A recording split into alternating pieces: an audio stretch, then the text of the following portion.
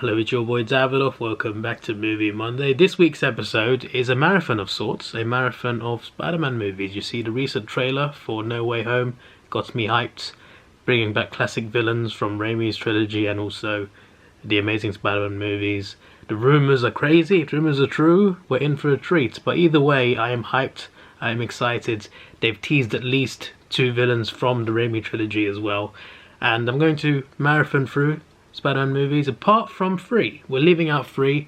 2 of them are the MCU movies. The reason for that is I watched them both quite recently. I watched them both for like a couple times at least this year. One of those times for the MCU marathon I did earlier this year of all 23 movies. They're still fresh in my mind, and I don't fancy watching them again at this point. Maybe at some point later on. The only movies I actually like rewatch constantly would be the Dark Knight trilogy and Infinity War. Apart from that, you know, I love movies, I enjoy watching them, just not that often, you know. And I watched Far From Home and Homecoming pretty recently, so I'm gonna skip out on those. And also The Amazing Spider-Man 2, because it just wasn't good. Like, Spider-Man 3 was bad, but there's parts of it I like. Amazing Spider-Man 2, there's not much good about it. The only time I felt something in that movie was Gwen Stacy's death. The way they did that, story-wise, it was emotional, man. It really hit me, that scene. That was the only thing in the movie they did right. I didn't want them to kill her off or anything like that, but it's the only thing they did right in that movie. Everything else was bad, so I do not fancy watching it, and I don't own it anyway, so, you know, just not. But I do like the first one, and I will rewatch that one for sure. The thing is, Andrew Garfield is a great actor. And he was cool as Spider-Man. He brought something new and unique to it. I do feel that Tobey was better, and I do feel that Tom Holland now is better than Garfield as well. But he was still unique. He brought something unique to the role, and he was cool as Spider-Man, really cool. It's just a shame they messed up the script and, you know, interference and stuff with the second movie. They really ruined it. Could have had something great though, the trilogy, but the first one was good, and I look forward to rewatching that. So we're going to rewatch the Raimi trilogy, Amazing Spider-Man, and Into the Spider-Verse. Obviously that's a bit more relevant to what No Way Home could be, and hopefully it is what the rumours have been. Obviously Melina, this Green Goblin, things are confirmed. Jamie Foxx Electro's in there, so surely Andrew Garfield and Tobey Maguire will turn up, hopefully. I mean, people are saying they definitely are, but I'm not convinced until I see it. I need to see it first. But honestly, if they do that, we're talking 2 billion plus at the box office. Like, that's an event. That's seriously an event, because you're bringing back nostalgia.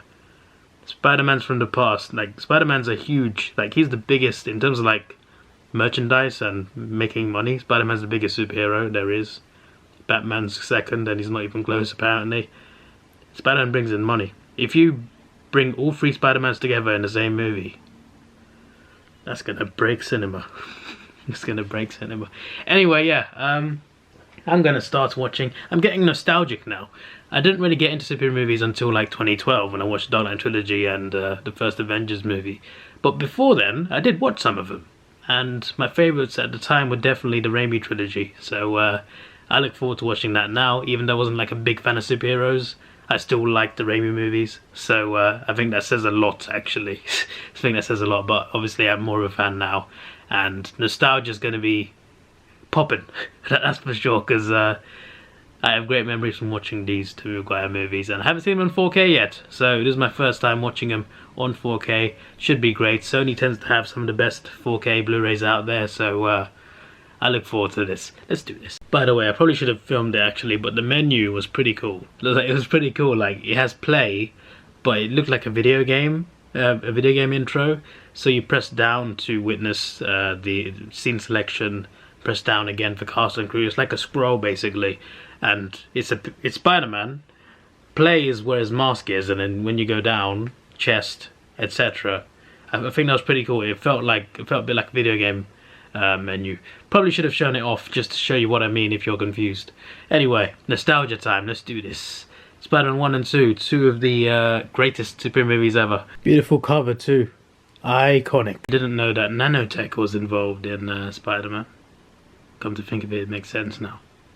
Green Goblin out here with nanotech decades before Tony Stark. There's level to this game. Peter Parker's relatable, you know, especially in this movie. Some of the things he goes through at the start of this movie, I can relate. He definitely looks too old to be a student though. Like, so did Andrew Garfield as well. It just didn't fit. Even though they were both great as Spider-Man, it just didn't seem to, like, age-wise it didn't fit. This is why I like Tom Holland, because he fits, you know, a young Spider-Man. Obviously Spider-Man isn't always young. He grows up, etc. But, you know, I want to see the version of Spider-Man where he gets his powers as a kid. And Tom Holland, I think, gets that. But Tobey Maguire, I think, was actually, you know, a better Spider-Man. And he was great as Peter Parker. He was great. And great as Spider-Man too, I felt. But he just looked too old to be in the role. Either way, great casting. It just, you know, that's just my one gripe with it. Same with Andrew Garfield as well. But like, I don't think he was as good as Peter Parker anyway. But also, he looked way too old. And he seemed way too cool to be Peter Parker. That's another thing. To be fair, even Tom Holland seems a little bit too cool when you think about it. Tobey Maguire, like, really, like, he fit the image better of Peter Parker, but that's character-wise. Age-wise, not quite. Looked more like an adult in high school. Quote, "With great power comes great responsibility," is so iconic. But it's also sad because the last time he sees his Uncle Ben before, you know what happens. This movie's done so well. I also love how they had Macho Man in this. I don't know, I mean, I did know who he was, but I didn't realise it was him when I first watched it as a kid. But now that I know a lot more about wrestling in the past, as a wrestling fan myself, seeing Macho Man was just awesome. Although the way he gets the name Spider-Man, I don't remember, for some reason I don't remember that. He got the name Spider-Man from that ring announcer? Wow. All of the effects still hold up, you know, at least for now anyway. They still hold up pretty well. And this is the first movie, of course, the oldest movie out of all of them. Holds up well. Also, it's full screen. No black bars. Just a full screen 4K disc. Very nice. Raimi Spider-Man is definitely my favourite Spider-Man suit as well. It's so cool. I wish they'd show him building it more though, because you sort of like go straight into it. I wish we'd see him building it a bit like Andrew Garfield and Tom Holland, but still, best suit, best suit. Always gotta love J. Jonah Jameson. J.K. Simmons' version is just so damn cool. It's just a perfect casting. I'm so glad they brought him back for the MCU. Slightly different, but also more of the same. And also, I keep forgetting that Elizabeth Banks is in this. Like, I always remember when I watched the movie, but I always forget she was in this. She's just a receptionist. Usually, like, you know, she's a big name actress. I always forget she's in this movie every time. And also, Flash Thompson is what do you call it? Joe Man. I can't pronounce his surname, but the guy who was cast as Deathstroke as well. Another name that I keep forgetting is in this movie. I love how they seem to like referencing DC in these movies. Like, he said Shazam earlier when he tried to like sling his webs, and you saw him open his shirt up like Superman to suits up against Green Goblin. And he even like, I can't remember if it was this one or the next one, or even the third one where he mentioned Superman directly. They like these references. They like these references. Okay, so it was in the first movie that they mentioned Superman, and it was Aunt May that mentioned it. Yeah. I always seem to find Green Goblin's death funny for some reason, even though it's a brutal emotional end. It's the things that he says and how he says it as he dies that just makes it look really, it makes it look hilarious. Here's what I meant by the menu. I don't know, it just feels like a game menu. It's pretty cool. I don't think I've ever seen this in a 4K Blu-ray menu before, or any just DVD or Blu-ray menu. It's cool. I like that. It's time for Spider-Man 2, aka the best Spider-Man movie, the GOAT. Can No Way Home overtake it? We shall find out. Oh, the second one has the same sort of menu, that's cool. Anyway, yeah, it's a GOATed movie, and obviously includes another great, iconic Spider-Man villain, Dr. Octopus, who is returning in No Way Home. Oh, I'm so hyped for that movie. Anyway, let's rewatch this classic. It's always interesting to see how Peter struggles with balancing his work and student life with being Spider-Man. It's always so interesting. A lot of superheroes have this issue, and it's, you know, it's a realistic type of thing. Obviously superheroes aren't real, but if they were real, how would they balance real life with superhero work? Like, you gotta pay bills.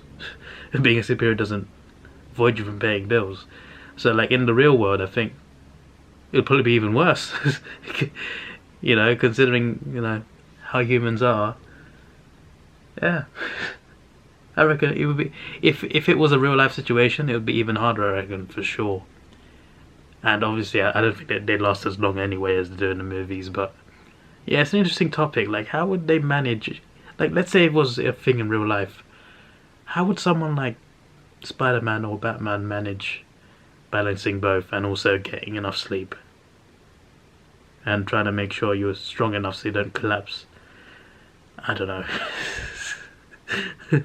It's a good thing they're not real, because they'd probably kill themselves trying. I love how there's a Doctor Strange reference in Spider-Man 2, and after millennia's Dr. Octopus will be in No Way Home, where Doctor Strange is in the movie. That's the cool thing. What goes around comes around. And Elizabeth Banks is in this one as well. Keep forgetting she's in the franchise. Now, every Stanley cameo is short, but Spider-Man 2's one might be the shortest one, considering you barely see his face for half a second. Just saving someone from debris dropping in from the sky into cars. But literally, you barely see his face, but you know it's him if you pay attention close enough.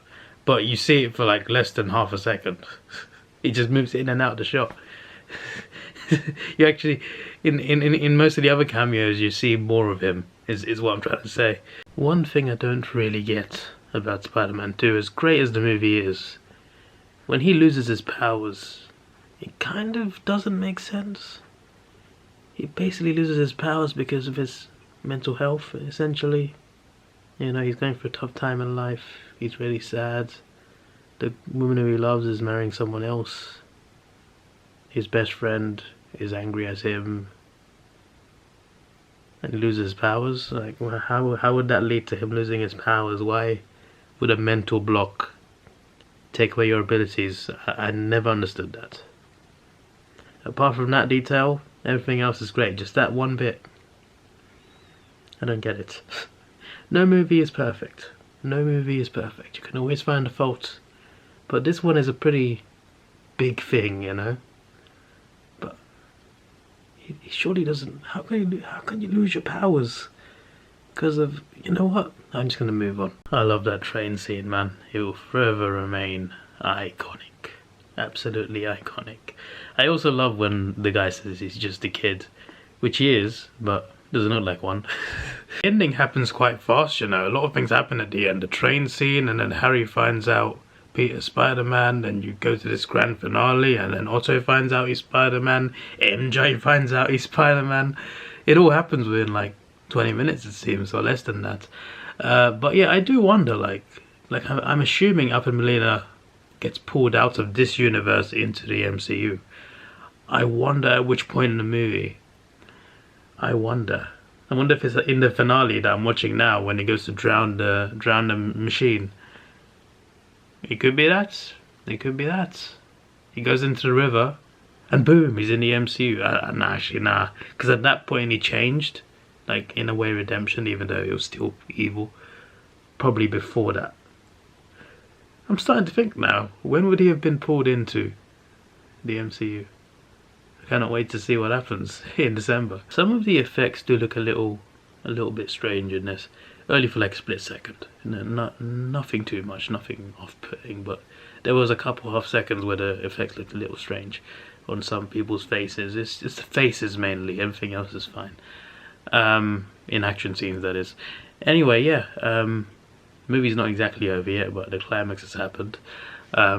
This movie isn't in full screen like the first one was. It was at the start, but it's gone back to black bars again, which is fine. I like to point it out when a 4K Blu-ray has a full screen, because, you know, it's just better than the black bars. It's just better. Oh yes, what a movie. What a movie indeed. I've forgotten how much there was after the climax, you know. Just, you know, in a way an epilogue. But yeah, pretty good, pretty good. And next is Spider-Man 3. The not very good movie, but still has some cool moments. A movie ruined by studio interference, you know. It is what it is. What's happened has happened. But if he is in No Way Home, I hope he gets a marvellous return. Anyway, yeah, I can't watch the third one right now, because it's 4:30 in the morning. But I will get on to watching that one very soon. This is your boy Davidoff. Actually, wait, what am I doing outro? I watched 2 movies in one go. I felt like I ended the video. I finished the video. Anyway, yeah.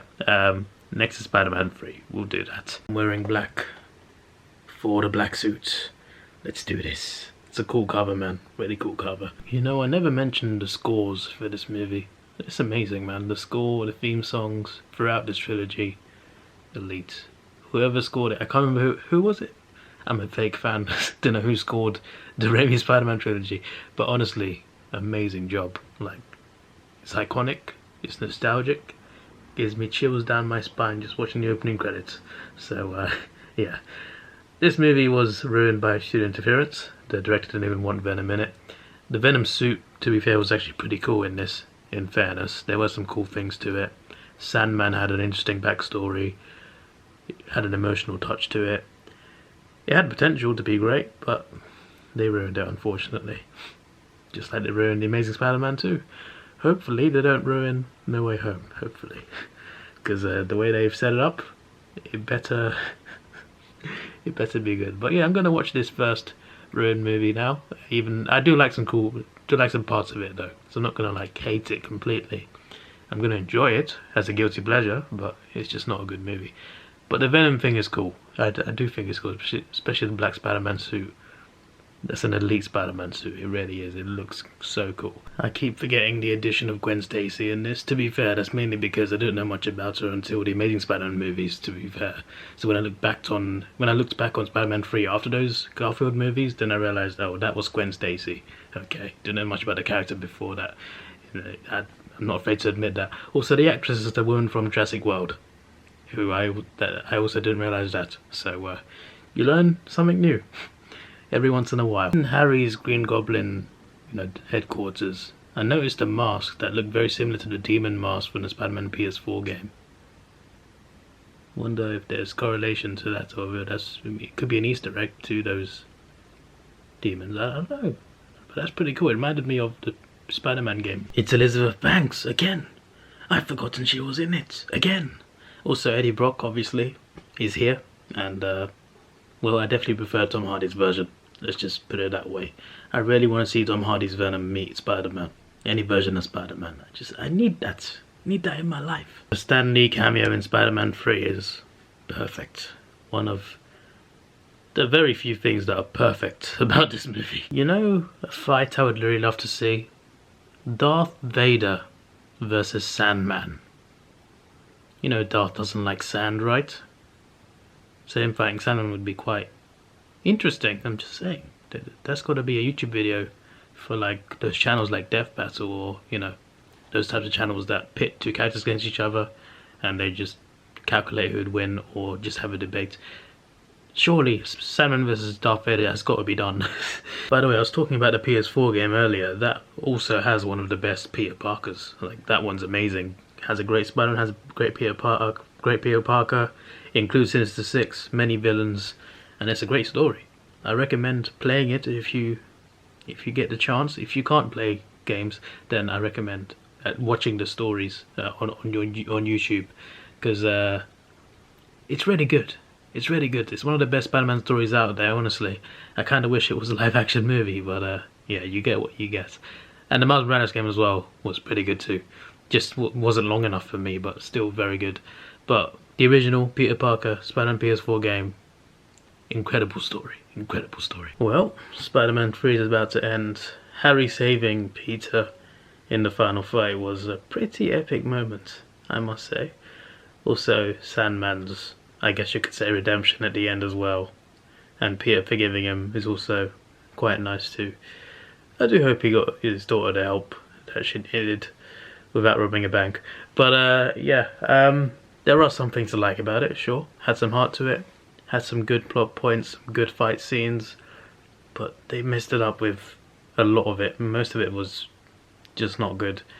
But yeah, it's certainly not as bad as The Amazing Spider-Man 2, but still the weakest of the trilogy easily, and not too great. In terms of the 4K quality is good. It's good. Some of the effects looked a little weird, but for the most part, the 4K quality is good. Obviously, the effects and CGI has nothing to do with the actual 4K. That's to do with where the film was made. But yeah, 4K wise, it was good. No full screen, just black bars as usual, like a movie.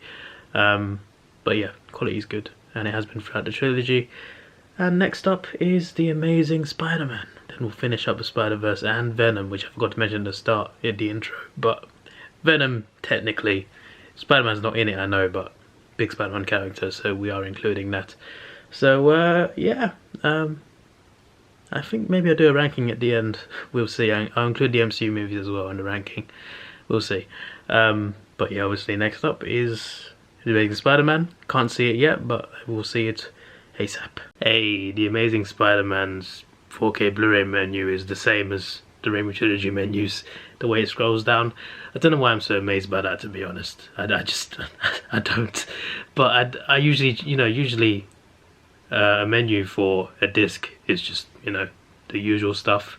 I just thought it was cool the way it looked like a video game. Anyway, yeah, I'm started watching now. I can't speak properly now. I've started watching The Amazing Spider-Man. Obviously, I'm skipping the second one because they ruined that movie. Hopefully, there's redemption for Jamie Foxx's Electro in No Way Home. But that's a different movie. I'm not watching it. I refuse to watch it because they ruined it. But I did like the first one. And for me, it was a solid movie. It was a very solid movie. It still holds up to this day. And I look forward to rewatching it right now as I'm doing. I also really like Emma Stone. I like her as an actress in general, to be fair, but I like her as Gwen Stacy, and I think she's better as Gwen Stacy than Kirsten Dunst is as Mary Jane. I prefer this universe's Gwen Stacy to Raimi's Mary Jane, just because Mary Jane got in trouble all the time, screamed a lot.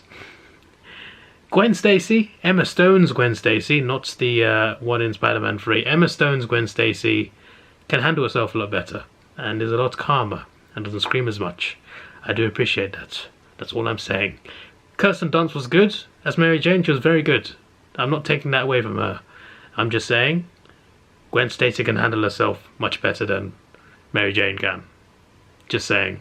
I also feel like Mary Jane is braver in other iterations, like in the PS4 game, and maybe in comics as well. I feel like she can handle herself better outside the Rainbow Trilogy anyway. No, Sony really knows how to do Spider-Man covers. They really do. Uncle Ben is funny, man. Nobody likes your meatloaf. It's such a shame he's gonna die. Such a shame. It's interesting to see a bit of a contrast between Flash Thompson and like the three versions of Flash Thompson are so vastly different. In the Rainbow Trilogy, he's only in the first one, and he's in the third one for like a scene, but he's Peter Parker's personal villain. Sorry, personal bully. He's Peter Parker's bully.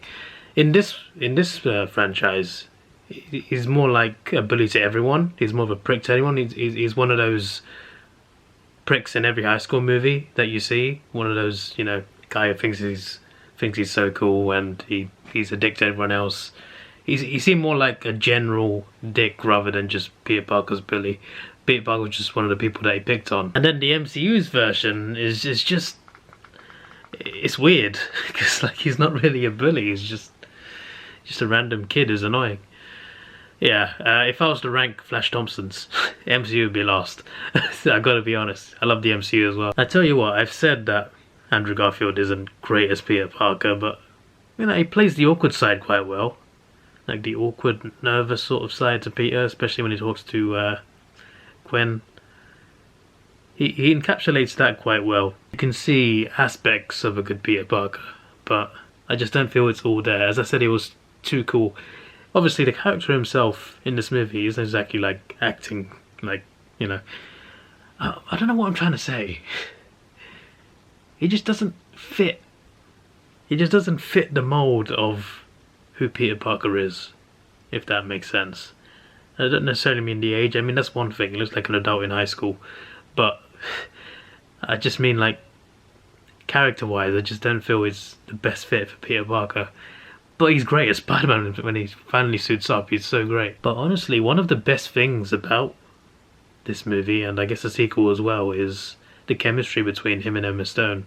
I think they actually connect together in real life as well. Emma Stone and Andrew Garfield. I think they're actually together. But maybe that's partly why. But genuinely, their chemistry on screen is incredible in the Spider-Man movies. Amazing Spider-Man movies. It's pretty damn good. I didn't realize the parallels between the way Uncle Ben dies in this one and the Raimi trilogy. Different places, different situations, but more of the same in a way, because Peter sees someone committing a crime, he lets them go because the person he's committing a crime against annoyed him, so he's letting the criminal go, and that same criminal kills his uncle. And he had an argument with his uncle the last time he saw him alive as well. Contrast is crazy. I wonder what the MCU version would have been like if they actually did it. When he first gets his full suit, it's a moment. You know, I was watching the scene where Peter has dinner with Gwen's family, and obviously her dad's the police chief, whatever. I know it's one of the kids. I'm just like, he has a familiar face. I recognize him. Then I thought, oh, it's that kid. I've forgotten his name already. I looked him up. I can't remember where I saw him in. Skylar Gisondo, right? That guy. I don't remember where I saw him. I saw him in another movie somewhere, or a TV show. I just can't put my finger on it. I searched IMDb. I still couldn't quite put my finger on. He was in Night in the Museum, so that might be it. That might be it. I don't know. Just like, it's that guy. He's here. He's in this. I don't remember that. Obviously, he's just a character in there for like one scene, so it makes sense I wouldn't remember him. I'm not a fan of Lizard's design. I like the fact they did this character. I think it's an interesting character to do for a Spider-Man movie, but he looks so weird. He could look so much better than he does in this movie. There are, of course, rumours that he's in No Way Home. People have claimed that they've seen him in a shot in the trailer about to trying to attack Tom Holland. It's yet to be confirmed, but if it is true he's in there, I hope he looks better than he does in this movie. You know, I've always wanted to know how Aunt May would react if she found out that Peter was Spider-Man. Obviously you get that in the MCU, and that happens like so suddenly.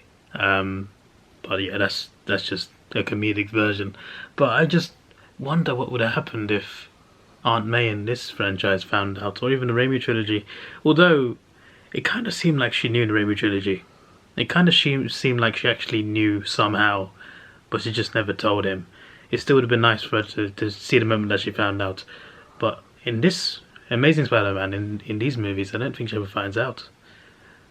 I always wonder how she would have reacted. That's all. You know, I didn't realise they referenced Godzilla in this. It's a subtle but really good Godzilla reference. I'm glad I caught that, I really am. The scene where all the crane drivers line up their cranes to give Spider-Man a clear path to the end. I love that. I love that. One of my favourite parts of the character of Spider-Man is the fact that he's a friendly neighbourhood Spider-Man. The way he helps the neighbourhood, and the neighbourhood in return helps him. I don't think you see enough of that in the MCU. Although you do see in Homecoming, like him helping out, the community quite a lot, helping an old lady across the road, even small things like that. That's who Spider-Man is.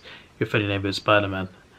But you see more of it in these movies, and in this one, and in the Raimi trilogy as well. The way the community helps him, I think it's pretty cool. Like the way New Yorkers back him up. It's one of the best things about Spider-Man, the way he gets along with everyone. Yep, the movie's done, and yeah, the movie's good, man. It's good. It's got a lot of good stuff in it. The setup was good. It was a good origin story. They just had to ruin it in the second one. They just had to ruin it, damn it. They had something so special, and they ruined it. Then again, it opened the door for the MCU collab, so I guess I won't complain. I got to see Spider-Man fight in Infinity War, so that was something special too. But yeah, we've seen that now. I want to see more of the friendly neighborhood Spider-Man, and I hope to see that more in the future. Obviously, No Way Home is probably going to be another big event-like movie, which is fine by me. I want to see a Spider-Verse type movie, so I'm hoping that's what it is. But yeah, in general, I just like the idea of Spider-Man being a friendly neighborhood Spider-Man. You know, helping out the community. You know, he doesn't have to be fighting Thanos, is the point. Even though I love that. Like him riding Mjolnir, thrown by Captain America. Oh my days, that was amazing. But we still need to see him in his solo movies doing more grounded stuff. Even though in this movie and even the Rainbow Trilogy it's not really that grounded, but you kind of get what I mean. You still get that community feel to it. I don't know if I'm making sense, but I think you know what I'm talking about. So yeah, oh yeah, there's after credit scene. I've seen this after credit scene. Not much point talking about it because I'm not going to watch the second one. Next movie is Spider-Verse. Cannot watch it straight away, but I will get onto it, and then we'll finish off with Venom. Now that is a cool looking disc. What? That is cool. The menu is quite nice too. Looks very clean. Alright, it is time for Spider-Man Into the Spider-Verse. This is the only 4K Blu-ray I own that's animated. Fun fact for you. I never really saw the appeal behind 4K for animation. I didn't think it was necessary. But it definitely looks better. I just, you know, when I look at 4K I tend to like, you know, I want to see live action 4K. I love animation too, but I just don't feel that animation needs the 4K. But I've seen some digital 4K movies that have proved me otherwise. It's pretty damn good. The quality is nice, it looks cleaner, and I still stand by the fact animation doesn't need 4K, but they look damn good in 4K. And yeah, this movie has a very unique animation style. The music is great. I love the music. Miles Morales has some great music, both in the game and in the movie.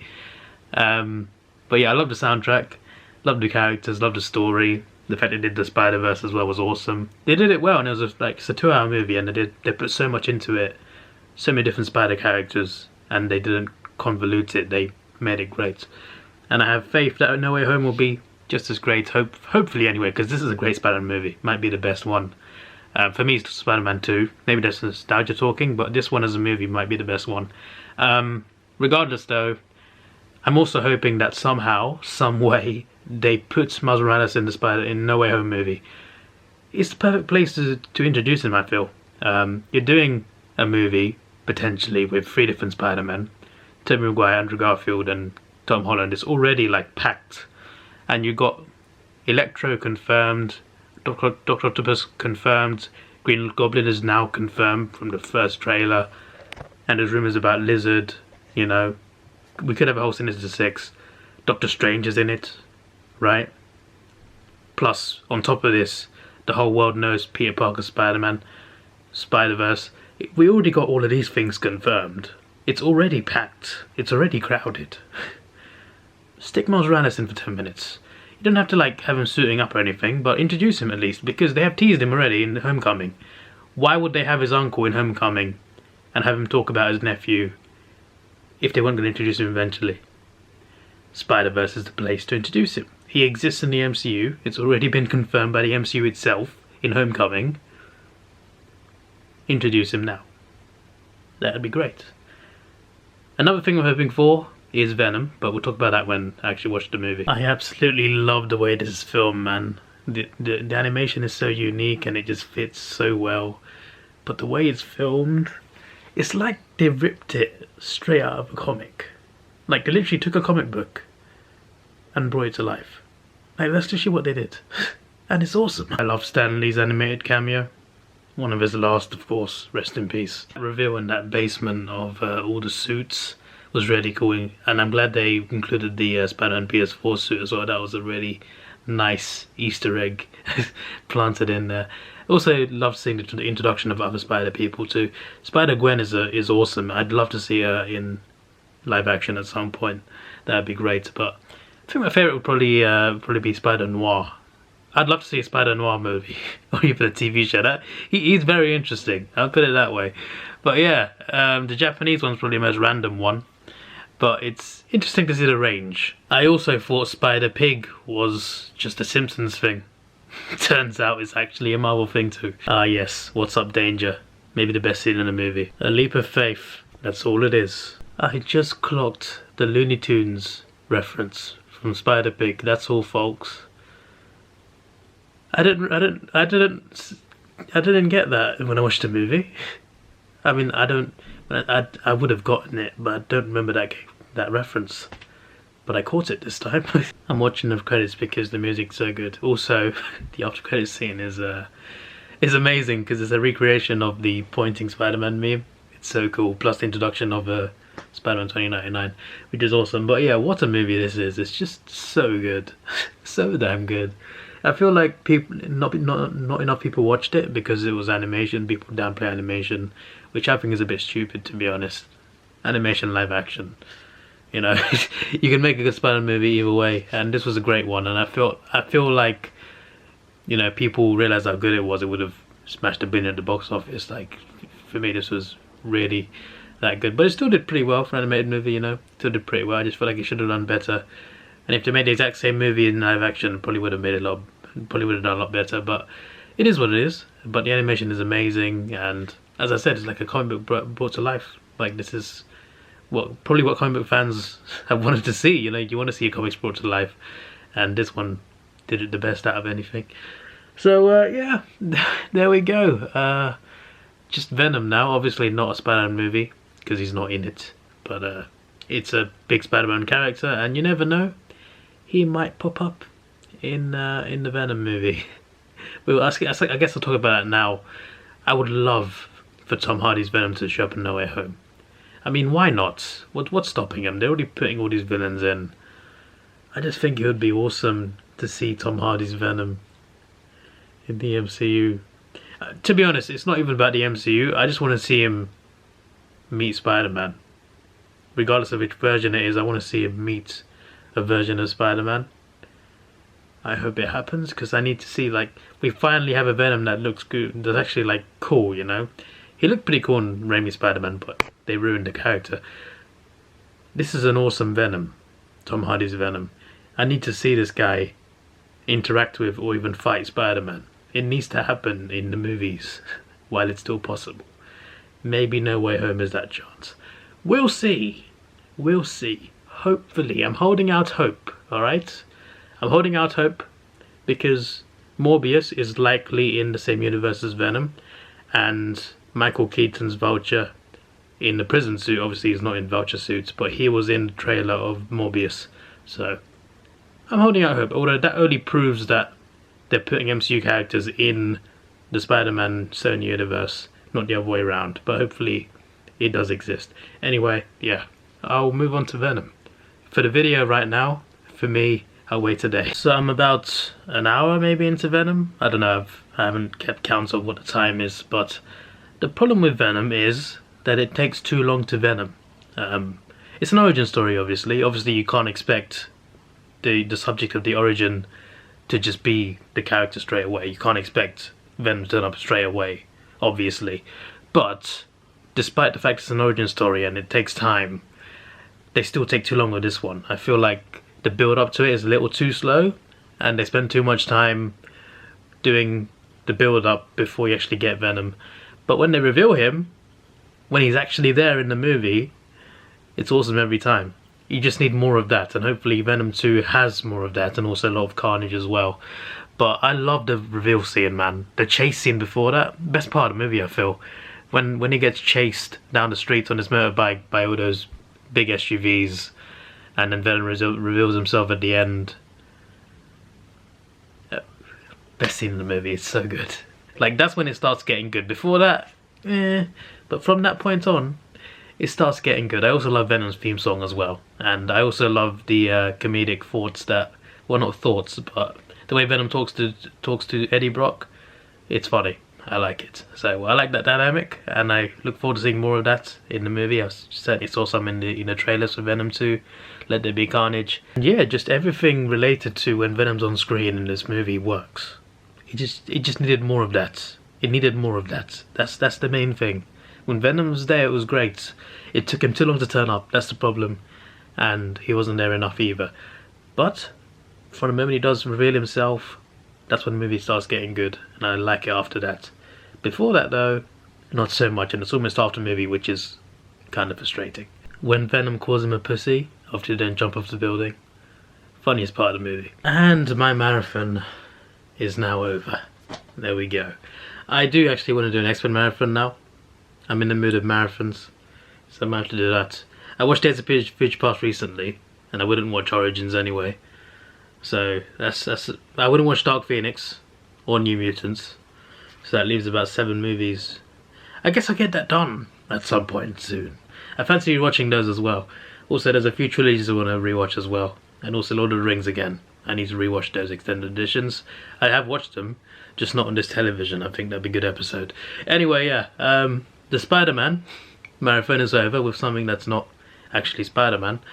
Obviously Spider-Man, a big Spider-Man character, and I still hope that at some point Venom does meet a version of Spider-Man. But yeah, I look forward to No Way Home. There's so many things they can do for Spider-Verse movie, so I'm excited, and hopefully it is a Spider-Verse movie. Anyway, yeah, this is your boy Davidoff. Please like, share, subscribe. Thanks for watching. Have a good day, and see ya. My ranking is the after credit scene of this video. In first place, Spider-Man 2. In second place, Spider-Verse. In third place, the first Spider-Man movie, Raimi. In fourth, Homecoming. In fifth, The Amazing Spider-Man, the first one. In sixth, Far From Home. Seventh, Spider-Man 3. Eighth, Amazing Spider-Man 2. There's my ranking. I didn't include Venom. If I was to include Venom, it'd be it's better than Spider-Man 3, better than Amazing Spider-Man 2. I think that might be actually. I still like it, just the others are better, but I didn't include it in the main ranking. Anyway, yeah, that's it. Goodbye.